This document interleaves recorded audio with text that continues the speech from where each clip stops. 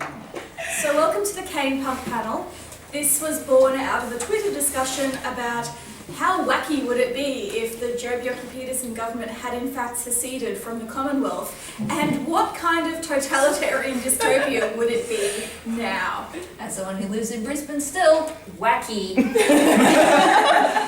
Hey, Doesn't encompass the sheer terror. to be fair, you've got medical marijuana coming up now. So Yeah. things are getting better. Things are looking up. I think I'll just not care rather than look up. New meaning to the word hi. So we'll go along and introduce ourselves. Lucy? Hi, I'm Lucy. I don't know, do you want me to say anything about me? Do you want to give your context as a Queenslander? I'm a Queenslander, not really, I was born in northern New South Wales, near Nimbin, which will tell you something. Now, But I've lived in Queensland most of my life. I lived here in Melbourne for a little while, and I currently live in Brisbane. I'm Melina, and I was born in the Royal Brisbane Hospital. And hey, royal baby. And so was my son. And I have lived in Brisbane, or just north of Brisbane, my entire life. And I've lived on both sides of the river, And you were which is just important. Yes. you were just saying something about your uncle. My uncle was a police officer during the Joh years, so. I'm Liz. I was born in Victoria and then lived in New South Wales, but then we moved to Queensland where my mother was from. And the thing about my parents is that they're ever so slightly right-wing, and in the 80s they could not stand to hear a word against Joh Bjelke-Petersen, even though they never actually lived in the state as adults while he was in charge. So, hello, hi. This is being filmed, is that okay? Pardon? This is being filmed, is that okay? Yes. Thank you. Try not to do anything, guys. It's too late for us. my name is Biz. I was born in Brisbane, but lived my entire life in far north Queensland.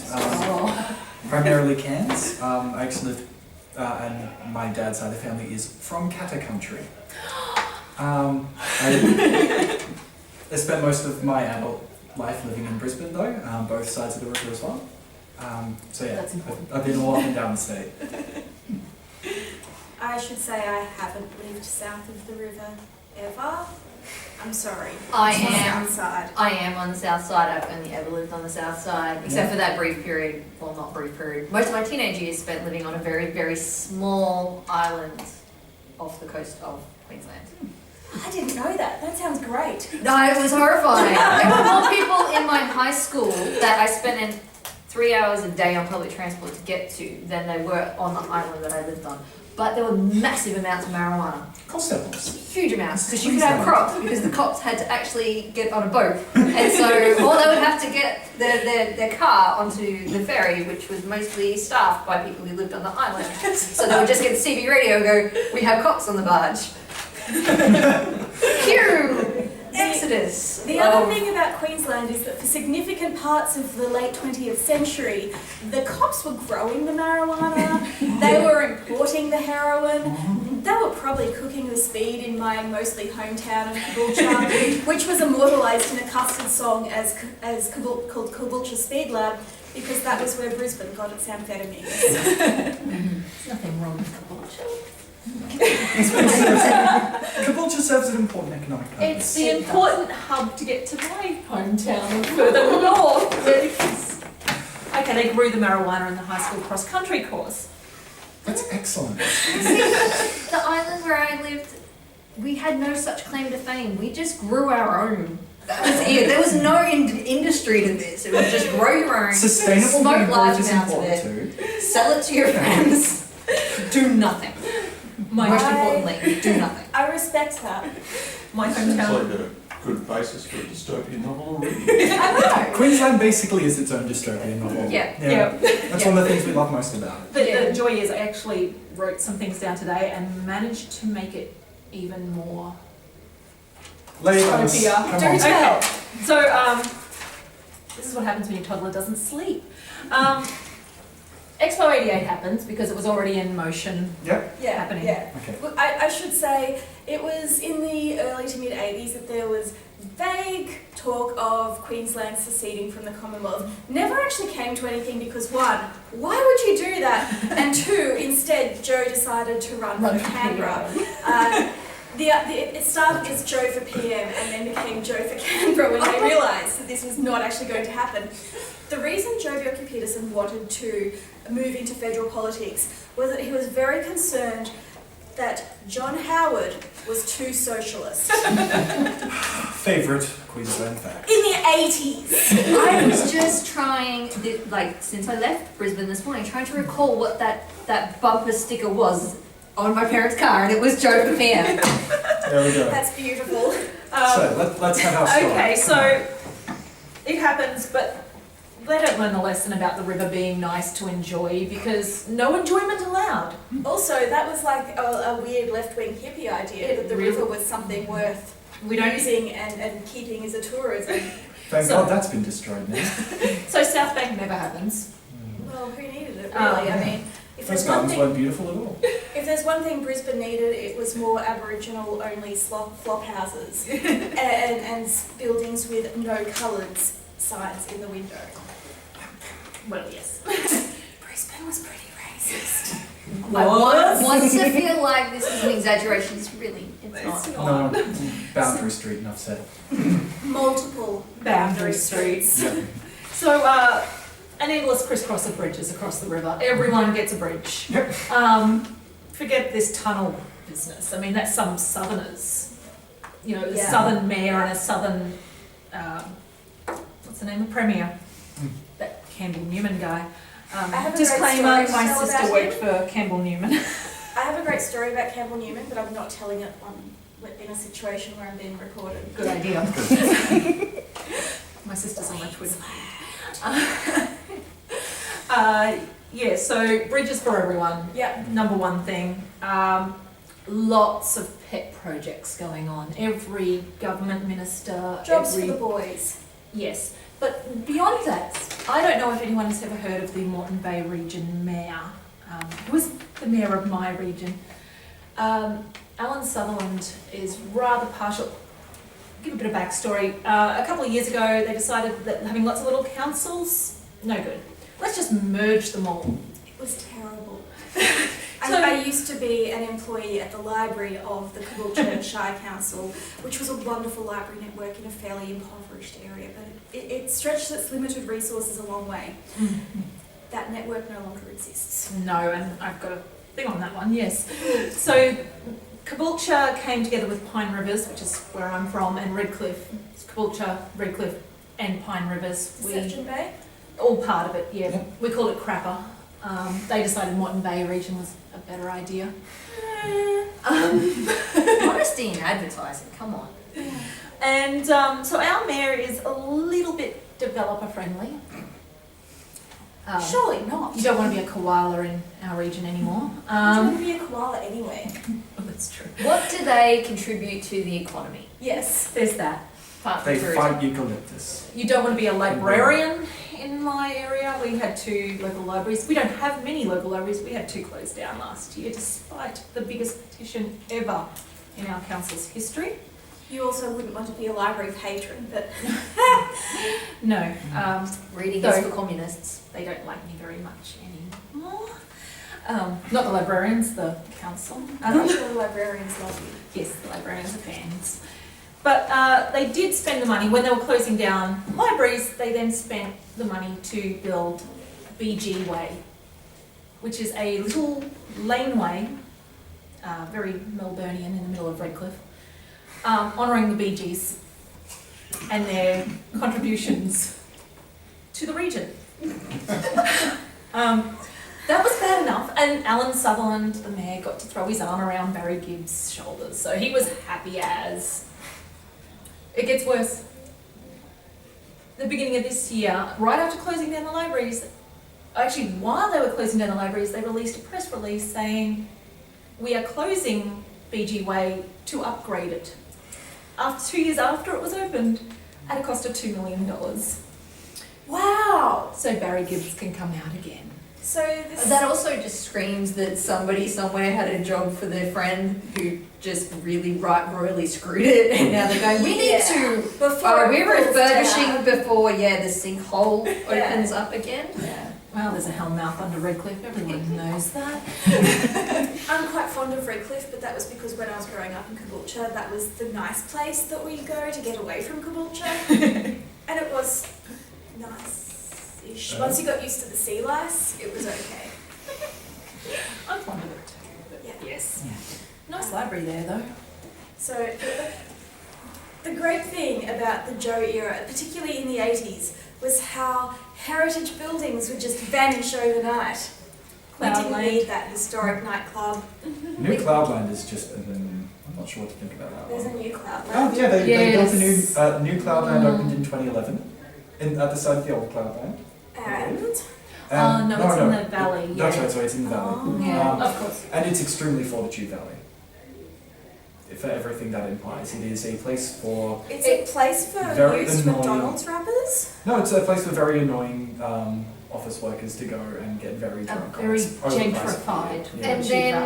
And then for those office workers, when they're slightly older, to buy the flats next door and complain about the music coming from the club that they used to go to 5 years ago. And the cycle continues. Yes. That is a beautiful story. I actually, I grew up in part of the Sin Triangle in the Joh years. I grew up in Spring Hill, which was, we had... In a city. It's yeah, If Brisbane had a Fitzroy, Spring Hill would be it. and it was, Yeah. it was back then, in the 80s, was Ungentrified? very ungentrified. Yeah, we had co-ops everywhere for everything. Oh, smelly communists. We were, and and you know, the kind of place where you could, roam the street, and the local prostitute house up the road would look out for you. You know, everyone was safe. And if you're a cop, you'd look after the local brothel. Well, yeah, and then my uncle and his police car would come screaming up with the sirens on to come and have tea with my mother. Oh, that's Just to nice. freak everyone out. Yes. Brisbane. The thing about Brisbane under Joh was that it was very safe.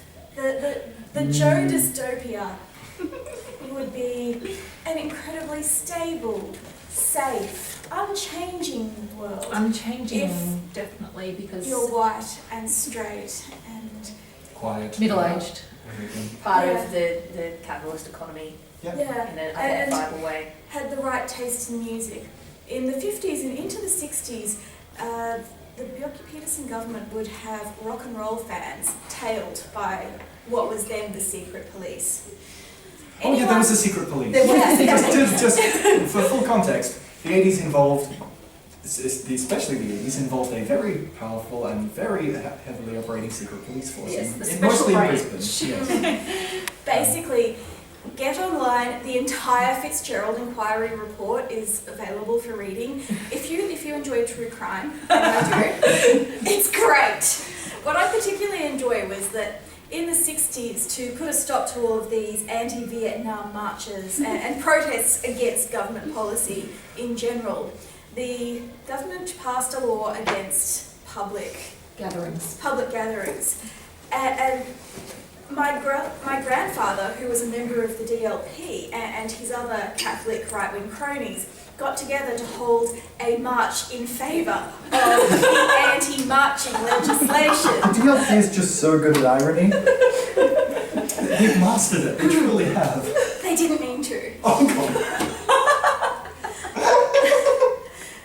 Oh, that's But my mother's stories are another thing that I'm not going to repeat on Fair camera. enough. One of the other things probably half relevant to the panel is one of the things I've been doing this semester is being part of the teaching team for a subject called Ghosts and the Gothic. So I have lots of thoughts about the way that a lot of particularly Queensland dystopia and Queensland Gothic just run straight past Gothic and headlong into horror, just right into horror, or true crime. Yeah. True crime horror. It's pretty much interchangeable. I think that time the police raped and murdered a prostitute who was giving evidence against them. Yeah, it really does. There's kind of this space. It's just mostly what prompted it was talking about the way that the Bjelke-Petersen dystopia is very much like Let the Right One In, like the Swedish version, that dystopia. It's Yes. all, we will have lovely buildings and they will all be the same and they will have perfectly square rectangle windows and there will be the mandated child safety thing there and you will all, you know, you'll have the choice of three kinds of toothpaste and they'll all be businesses owned by Joh Bjelke-Petersen's brother-in-law and that's like it's already a dystopia, so to make it gothic, you just have to go straight into horror. Really, you just need to leave a mango sitting out in the sun. And There's your horror. Or just have a giant mango disappear. Nobody could prove anything. I actually thought about the marches, and you know, my mum always told me if it was more than 3 people meeting in a street, they'd be worried because she was, you know, a university student around the 70s. You know, they'd worry about being arrested for more than 3 people meeting. And that made me think about Hungry Jack's. Oh my god. Hungry Jack's, for those of you who don't know Brisbane, there's 2 malls and in the centre on one corner is a giant Hungry Jack's that's open 24 hours. And for a long time, especially when we were young, it was the only place in town that was open 24 hours that was not a nightclub. And Or so, pancake parlour. yes. Pancake parlour, yes. Oh, sorry, Manor. Pancake Manor. And so Hungry Jack's was where your goth kids and your emos and basically anyone who wanted to hang out all night but didn't want to go to a nightclub, that's where they'd be, or couldn't. Yes. It is actually still the target for some really lovely kind of concerned trolling articles in like the Brisbane Weekend magazine about, oh my god, do you know 13-year-olds go to this Hungry Jack's without their parents' approval? It's like, Where'd I put my clothes on? And in our pre-mobile phone days, it was also Yes. the meeting place because And it still is the meeting it still place is in the meeting post-mobile place. phone era. It's easy to find. The funny thing is, I read a book. I think I tweeted about it. Lost Brisbane, and Oh yes. that has always been the local youth hangout. Back in the 19th century, I believe, 1800s, a group of youths actually set the building alight there because they were playing around with a pipe, and they burnt down Sounds a legit. whole city block. So I assume where the Maya Central is, which Yeah. explains a lot as well. yeah, I'm just really trying to envision what they were doing with the pipe to set a fire. Yeah, because those things are fairly safe but as cigarette-like I think it may have been. been a pipe, I may be mistaken, but yes, and a group of youths, so it's Pipe, always pipe. been the hangout Oh, zone. I'm just seeing like a really epic sword fight and somehow Flint. So, Don't think that's gonna work. shall we drag this fucking kicking and screaming back to what the dystopia would look like Yes. under Joh? Oh, white. Post Joh. It White. would be white. So white. There would be the white Queensland policy would Mhm. basically be in effect. I think though at the same time for pragmatic reasons Joh would have pretty good relationships with Malaysia and Indonesia and pretty much any Southeast Asian country that has had an authoritarian government in the last 50 years. Most of them. But I think we'd also see the all my friends are leaving Brisbane effect going on, where Mhm. everyone of a certain age or Certain If leanings. they can leave. if they can leave, they would be gone and it'd be very lonely. And yet, there would still be a pretty great tourism industry because the Gold Coast and the Sunshine Coast would be and for the developed. north and Whitsundays. yeah. Yep. And If it's you want a beautiful. high rise on the Whitsunday Islands, you go to Joh's Queensland. That's He'll it. fix it for you. I also thought it would be probably have the closest ties to the British monarchy in the world. Oh yeah. More than England, by far. It would be the royalist place. I mean, it's Queensland, so Yeah. a minor royal would be flown out every year to open Parliament, for sure. Mhm. I'm pretty sure they just give us Prince Harry. I'm just wondering where Clive Palmer fits in. Well, it's funny With because Joh, actually. he started his career working for the Bjelke-Petersen government, sort of fixing things financially in, I think it was the Treasury Department, something along those lines. And so the irony now is that Joh's son is a member and a candidate for the Palmer United Party. I just feel like that would ultimately the dystopic war would be Palmer versus Bjelke-Petersen. Yes. The ultimate civil war. Yes. It's also what would make this unpublishable due to contemporary libel laws. So the next question is, How big is this dinosaur park going to be? no, we all know it's going to be as big as possible. The real question is, Queensland is just now a dinosaur park. why do we think Queensland would only turn into one nation when it breaks away? Because you We did- southeasterners, you don't know a thing about the north. It's true that there would be a certain schism over the subject of daylight savings. No, Not not just as that. big as you think. I think too many Southeast Queenslanders are still against. I'm against Actually, daylight savings. I heard a really great story from Anna Blight recently. Yes. There's a long story of how I got to this, but she actually, while she was Premier of Queensland, the question of do we institute daylight savings came up. As far as anyone could tell, opinions were evenly split in every single place in all of Queensland. Every town was half-half. That's so great. And no one had a solid reason for it. Everyone was just a gut feeling. Yeah. So, North Queensland is a very different place to Southeast Yeah. Queensland. Once you get north of Gympie, Yeah. it's a very different place. Yeah. And Gympie is not far up, and No, Yeah, it's maybe 2.5 hours by train. or driving. It's only 2 Yeah. hours. Yeah, it's Yeah, my it's- school used to debate Gympie High Yeah. School. We used to have competitions with Gympie too. And Yeah, so we were roughly the same region. So Queensland is very much two different states. You've got the southeast, which is this little core of urbanised life, and then you've got the great sprawling mass of mid to far north Queensland. And you've also got the west. Yeah. Yeah. You've Yeah. also And the got, western edges, which are Yeah. very much more farmland and very, Mm. very small communities that are spread over Yeah. quite a large distance. yeah. But far north Queensland, and North Queensland in general, has always been very, very fond of the idea of breaking away and making their own state. Oh yeah. It is something that was coming up in the early 2000s when I was in high school. It was repeatedly discussed in the local newspapers. Well, It was especially these days with the mining world they have. If Yeah. you, Oh no, this was long before the mining boom. Really? Yeah. So it has always been a topic on the minds of North Queensland because they feel very left out by the way southeastern Queensland works as the base of power. So my thought has always been that if Joh had managed to break away from Australia and create Queensland, we'd actually be seeing the Bjelke-Petersen regime, and then we'd be seeing the People's Republic of North Queensland. Caterville. Caterville. And it would be Look. three Bob Katter would make a glorious leader. Kazza, Palmer, Bjelke-Petersen. Like you would just be schisming all over the place. Oh yeah. Well, that's the thing. I can totally see North Queensland becoming a state of the Independent People's Republic of Queensland. But then, I think they'd probably move a little bit further north and take the Torres Strait Islands and Papua Oh New Guinea. yeah, definitely. Like, Papua New Guinea used to be basically a colony of Australia and everyone else, because why not? I'm pretty sure they'd be wanting that back. Oh yeah, definitely. If only That's- to demonstrate to the southerners that Queensland... You're next. It's not that they really want Byron Bay, they just want us to know that they can have Byron Bay. Yeah, wanted it, we could have it. Yeah. Also, taking Papua New Guinea would make it much easier for the police to keep smuggling in that cheap, sweet Chinese heroin.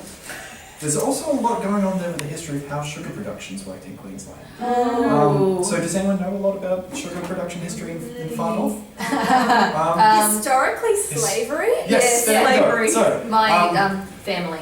specific. Part of my family are descended from the. Yeah. So my father's eldest sister married a descendant of those slaves, and so this is in the 50s, and she Wow. was still disowned by the community for marrying Kanaka. Yep. Yeah. So Classy. Kanaka, was generally a person of Southeast Asian extraction who was, Or islander. or an islander. Yeah, thank you. So there were people who were kind of told, hey, look, we've got a job for you in Queensland doing sugar work. So pretty much like back They get over. Yeah, like backpackers now. They get there and they are welcome to a life of indentured servitude. And that's treated very loose, very, very, very lightly in education in Queensland. It's very much a, oh yes, this thing happened, but it was quite a while ago. It was And 60 it's years ago. mentioned in education. It took Very, me- very briefly, grade 4. It took me a long time to work out that this thing that they were talking about with the slaves from Papua New Guinea Yep. coming to Australia, working on the sugar plantations, relating that to the treatment of my aunt and her husband. It took me like years and going, oh my god, Kanaka. Yep. Oh my god. It now all adds up. Holy shit. You and I would have learnt about this through Pastures of the Blue Crane. Yeah, which is an excellent Southeast Queensland, Northern New South Wales book that everyone should read. Yes. Totally out of print, find it, read it. Lifeline Book Fest is, yeah. So I feel like Bjelke-Petersen would have been a big fan of that. Indentured servitude? Yes. Probably. That was one of my main thoughts. Well, there was, but then there's the racism, like importing sugar slaves died out because of white Australia policy and the fear that Queensland was going to drive prices down so far that no one would hire white men to do that labour. Which is interesting because prior to that particular nasty chapter in Queensland history, most of the workers on sugar fields were Italian or Greek. Or Chinese. There's actually a really, really great novel, almost in an Australian Gothic style actually, by Jean Devaney called Sugar Heaven, which is about early labour union movements in the sugar fields near Cairns. Actually, like, when I read it, I realised that was about 15 minutes walk from where I was, where I grew up. These were the sugar fields that were being Please write discussed. that down so I remember it. I've got a copy. I didn't bring it with me because my mum's reading it at the moment, but I'll see if the library has it. That sounds amazing. it's really good. The point is, Queensland is a particularly weird corner of Australia. Because And without sugar, it will crumble. yeah, Yeah. because It needs sugar more than it needs mining. because you've also got those issues, and you've also got issues of the Indigenous population. Yes. So, With the, again, the wage pay back, because they were underpaid, criminally underpaid, for decades. And that was during the Joh years, they were being underpaid still. Yes. So that's what makes me think there'd be some of that. And any agitation from Indigenous groups to pay workers properly was treated as a socialist communist conspiracy Sedition and treason. Yes, imported by white people from the south. Yeah. Because obviously Indigenous people aren't going to think about that for themselves. I mean, No. Surely the O'Shane family in Cairns has absolutely no major involvements in activism throughout the past 60, 70 years. So Queensland thought everyone else in Australia were communists. Basically. pretty much. Still thought. Oh yeah, actually. Well, let's edit that. A lot of Queenslanders still do. Still think, yeah. Like, Yeah. there's a massive superiority complex in Queensland. And it is several degrees more right-wing than the rest of Australia, except probably Western Australia, which is its own special little category. I don't good, really Steph's not on the understand. We did, however, I'm going to stand up for Queensland for a moment here. I think we've been the first cabinet in Australia to have more women ministers than men as of this year. Yeah, but that was a very strange and very That was interesting political avalanche. That was a huge, Yeah. it was a hugely entertaining night. yeah. Yeah? There may have been a little bit of alcohol drunk on the night of the Queensland election. Oh, I did and, shots when I heard about that. Who does election night sober? I Not in Queensland. yeah, I can remember being in my early teenies and thus legally not allowed to drink, still drinking on election night and sobbing so badly. Yep. Oh, Kim. Oh, also, yes, Queensland, sky-high rates of teen alcoholism. Oh, yeah. Yeah. Enormous. Like, any other state can't hold a candle. And they wouldn't want to hold a candle to Queensland because it might set them on fire. Yeah. Yeah. Copious, like, yeah, so I grew up in a very, very small, like, geographically quite small, so you could walk, so I think the island I lived on is like 2.2 kilometres from one end to the other, and I think it's like 1.7 the other way, and you can actually swim to a smaller island next door, and then swim again to another one, and then you don't want to swim to the other one because there's like bull sharks. At least they're not the shopping centre this time. No, that was on my way to my job at that point. And they asked me why I didn't come in during the floods, and I'm like, have you seen the news? Okay, so for those who missed it, 2011 floods, bull sharks swimming in the streets. Yep. photograph. I worked in Ipswich at that point, and I lived in Brisbane. And I went, you know what, I'm a librarian. Like, I am legit, you need librarians for, communities, but not like on a day-to-day right there during a flood basis. Librarians Stay home. versus floods? No, I had to Aquariums fix versus floods. sharks. I was working in the Department of Public Works at the time, coordinating maintenance efforts. Oh, It was a very, very busy time. And I lived in West End, so I missed a few days of work because I was flooded in. Yeah. It was Yeah. great. I was one of the what do they call us? The Mud Army.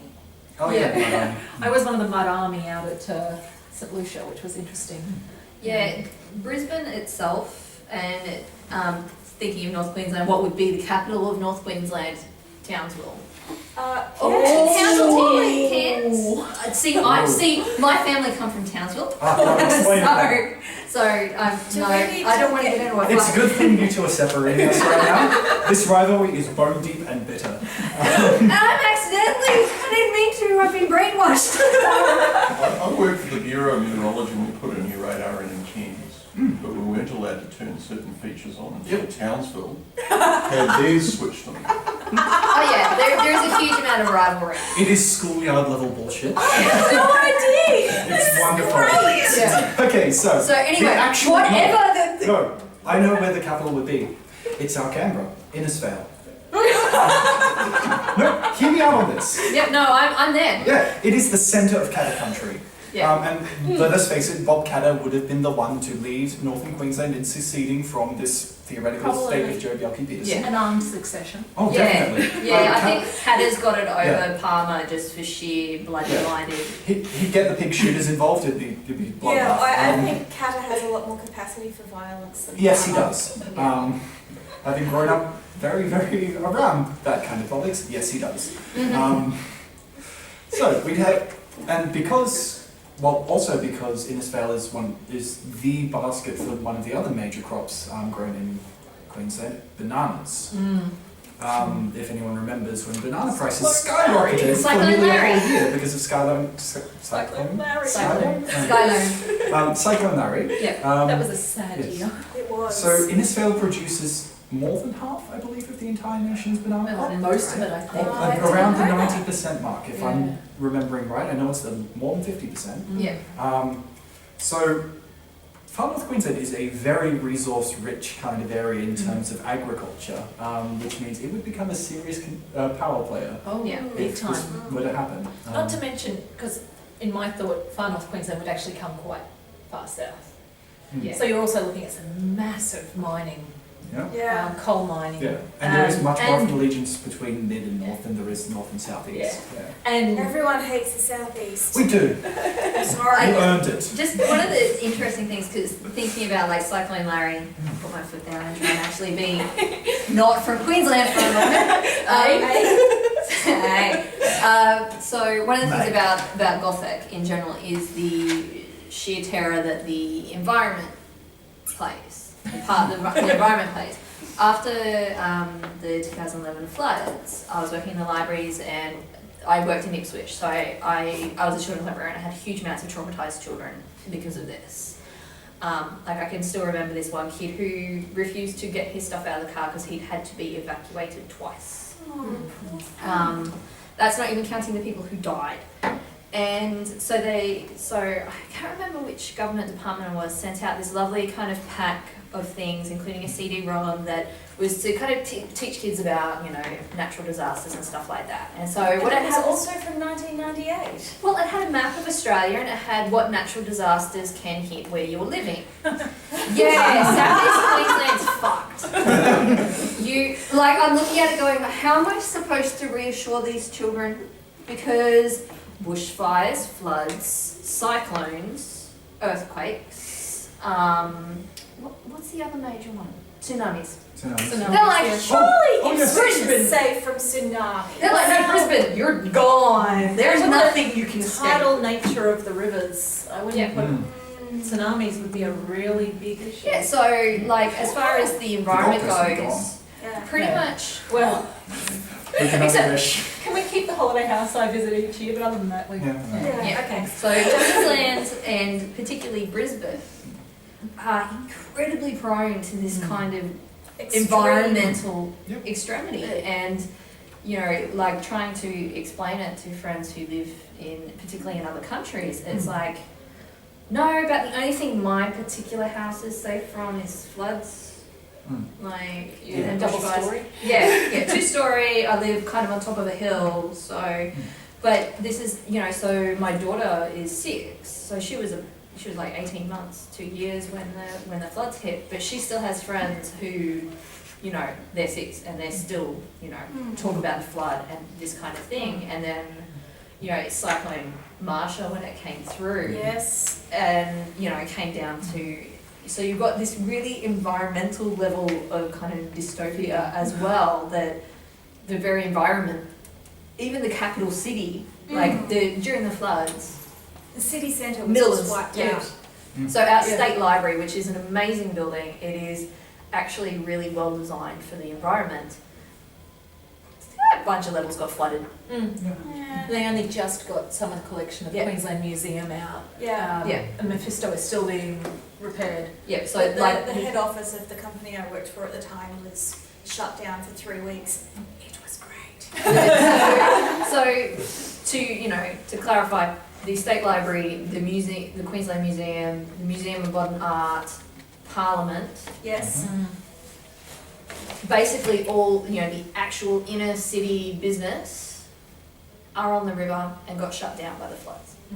Like full on, completely shut down. We had major infrastructure just ripped out the sea. It was just, Not to mention the restaurant. not to mention the restaurant. But the island was saved. The island was safe. And there was the little tugboat that could. I know, my favourite story ever. So we had this river walk, right? And Which is a really wonderful post-Joh development. cultural walk along the river. It's It's really environmentally friendly, sustainably built. dystopia level. Don't actually do anything with the water in the Brisbane River. There was a man who accidentally dropped his beer in while he was fishing. Fish And then got drank it out, drank it. 16 surgeries later, his And yet they did do the swimming leg of the triathlon during the Goodwill Games in the river. Yep. It's like there are just so many things in there that will apparently just destroy your insides. So yeah. That's our lovely river. But yeah, it got ripped out by It's this a very flood. nice river. And a tugboat captain and his crewmate just saw it was coming down the river. It was going to hit the gateway bridges, which are some of the main bridges connecting the eastern part of Brisbane North and Brisbane South. And it's the main one the trucks use, and it's the main one of the Pacific Highway. And It's a major arterial huge thing. connection. And this bridge was heading straight for it and would have either completely destroyed parts of it or would have had it out for ages while the engineers went over it. And they got this tugboat, this teeny little tugboat out and guided it down the river. And Like the major pulled- walkway. Like massive shift for it too. Yeah. Like these guys were working hours and hours and hours to just shepherd this chunk of cultural walkway Out the river. so it didn't destroy a major economic thoroughfare. And then we still built a tunnel under that river. Just one still? No, there is the second one. There's the legacy Oh, way. we're not getting the bat tunnel now though. No, we're not getting the bat tunnel. There was a bat tunnel? Well, yeah, we've got the Gotham City building, so It's true. We do have the Clem 7. That's what the tunnel is called. Is the Clem 7. After Oh. Clem Jones, Yes. who revolutionised Brisbane by bringing in indoor plumbing. So I'm we glad that we honour him. So we created a large piping song. Yeah. It's just like But pull off the Harold seriously, Holt. You just can't really take people seriously. I have lived in houses in Queensland that only in the last couple of decades had indoor plumbing added. And when I was 13, I moved out to a town which had large chunks still not on the sewer system.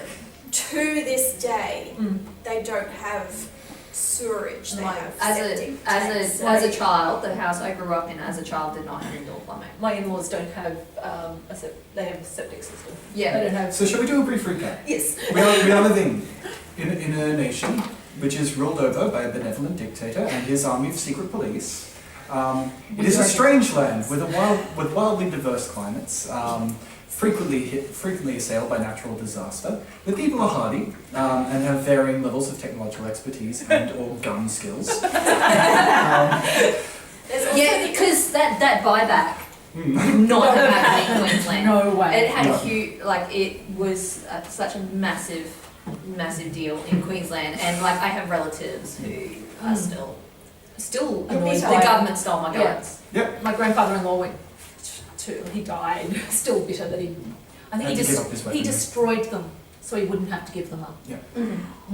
Melted them all Yep. down. Yeah, And some of so- these were historic pieces that probably could have been kept. Yeah. So this hardy, we're all really well armed too. Yeah.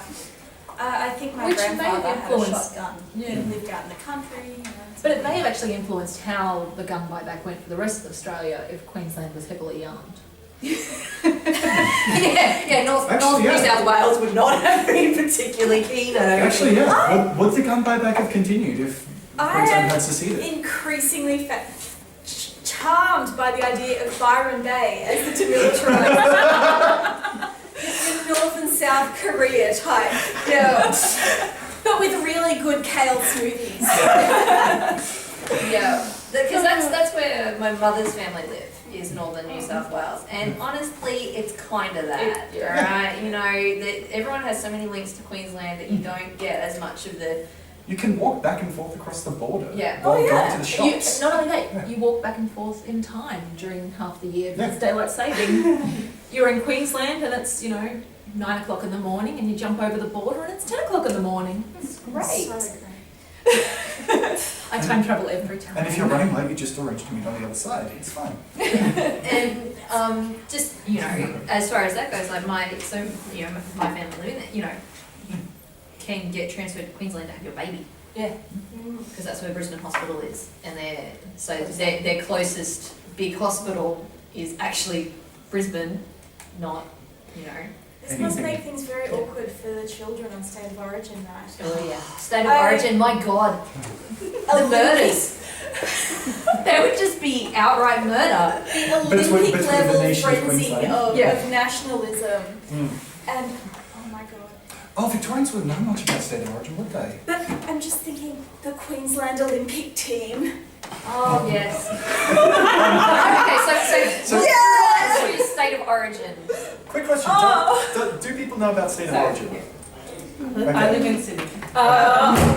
For everyone else, it's a But I grew up in game. Melbourne, so I'm It's some kind of football It's code. a massive rugby league game Yeah. Three between. games. Thank you. So, well, 3 games as Yeah. a series. It started, I think, because Queensland didn't have their own big league the way New South Wales had, if Yeah. I'm right. And they It's wanted a So it stands Queensland, as New state South team. Wales rugby game. That's it. Queenslanders, I don't know about New South Wales people, Queenslanders are very passionate. They are so passionate that my daughter's school uniform is blue, except on State of Origin days where they're allowed to wear maroon. Yep. Yeah. I It's had not free dress day, they're just allowed to wear maroon. when I was on my teacher. So my poor daughter, because I forget.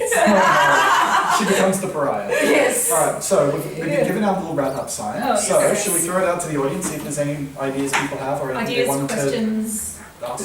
Is there a reason why there's a whole pile of hippies on the New South Wales side of the border, but they never went any further? Like they got as close to Queensland as they could The without Gold There's lots of Coast. sunshine.